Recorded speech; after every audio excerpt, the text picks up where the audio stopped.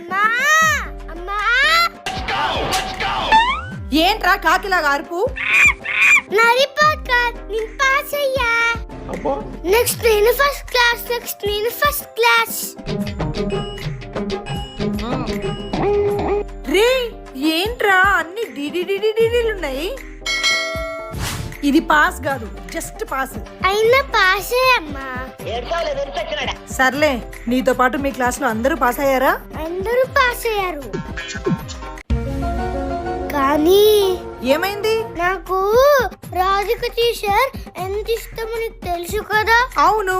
పాపం ఆ టీచర్ ఒక్కటే ఫెయిల్ అయింది. నాకు అర్థం కాలేదు సార్. మేమందరం ఫస్ట్ క్లాస్ కి వెళ్తున్నాం కానీ ఆమె మాత్రం ఆ క్లాస్ లోనే ఉండిపోయింది. పాపం.